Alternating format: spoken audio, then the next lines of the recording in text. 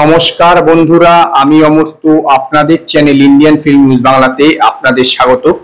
আজকে এই ভিডিওতে আমি কালিয়াচক চ্যাপ্টার 1 সিনেমাটা নিয়ে কথা বলবো। তো এই সিনেমাটা প্রথমে একটা জিনিস বলতে হবে, সেটা হচ্ছে যে এরকম ডার্ক টাইপের সিনেমা বাংলাতে কিন্তু বিশেষ একটা হয় না, হলেও সেটা সাধারণত ওয়েবে দেখা যায়, কিন্তু থিয়েটারে রিলিজ করেছে এরকম কোনো সিনেমা যেটা এতটা ডার্ক সেটা কিন্তু সচরাচর এখানে দেখা যায় না। আর এই সিনেমাতে বেশ এমন কিছু দৃশ্য আছে যেগুলো সত্যি কথা বলতে গেলে বাংলা সিনেমায় একদমই দুর্লভ দেখা যায় না, যেরকম ডাইরেক্ট গলাটা কেটে দিচ্ছে বা মুখের মধ্যে বাথরুম করে দিচ্ছে, এই জাতীয় দৃশ্যগুলো কিন্তু সচরাচর আপনি বাংলা সিনেমাতে দেখতে পারবেন না।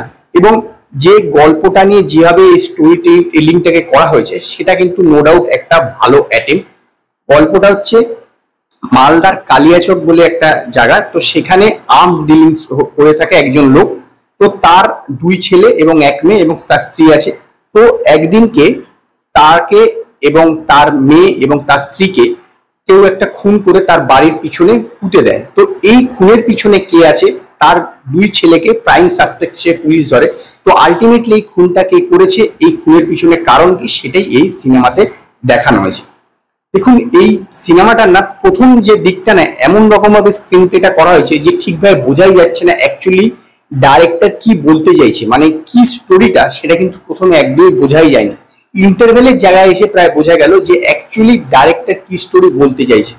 এই জিনিসটা কিন্তু অডিয়েন্সকে মারাত্মকভাবে কনফিউশন ক্রিয়েট করেছে, যেইটি হচ্ছে এই সিনেমার সবচেয়ে বড় ড্রব্যাক। কারণ যদি অডিয়েন্স কনফিউজ হয়ে যায় তাহলে কিন্তু কোনো সিনেমায় কিন্তু আপনার যে মূল লক্ষ্য অডিয়েন্সকে ভালো লাগাবে সেটা কিন্তু হয় না। কারণ অডিয়েন্সকে সবসময় যে সিনেমার যে মূল লক্ষ্য ডাইরেক্টর যেটা বলতে চায় সেটা কিন্তু পুরোপুরি ক্লিয়ার হওয়া প্রয়োজন, যেটা কিন্তু এই সিনেমার শুরুতে একদম দেখা যায়নি। সেটা হচ্ছে এই সিনেমার সবচেয়ে বড় ড্রব্যাক।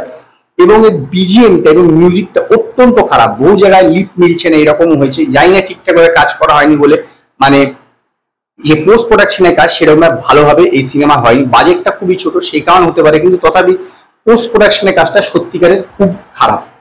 আর যেটা ভালো সেটা বললাম যে এই ডার্ক টাইপের জিনিসটা নিয়ে কখনো বাংলাতে হয়নি, সেই অ্যাটেম্পটা হচ্ছে সবচেয়ে ভালো। অভিনয়ের কথা বললে অসীম সমাদ্দার যেটা লিড রোল করেছে তার থেকে আরো একটু এক্সপেকটেশন বেশি ছিল। আমার মনে হয় যে তিনি যে ক্যারেক্টারটা করেছেন সেটা তিনি না করে অন্য কেউ করলে হয়তো আরো বেটার হতে পারতো এবং সিনেমাটা আরো দেখতে ভালো লাগতো।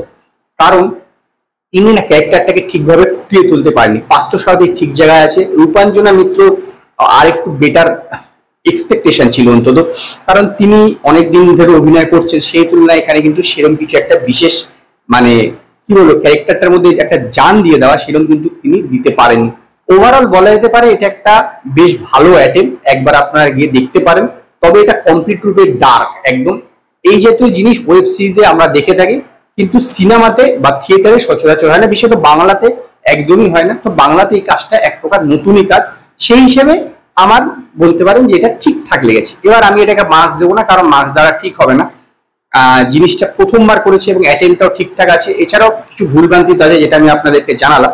তো ওভারঅল বলা যেতে পারে এটা একটা ভালো চেষ্টা, এবং আমি বলবো যে আপনারা একবার দেখুন এই কালিয়াচক চ্যাপ্টার 1 সিনেমাটাকে, তাহলে এই জাতীয় সিনেমা ডিরেক্টর বা প্রডিউসার এর পিছনে ইনভেস্ট করতে আরো উৎসাহী পাবো।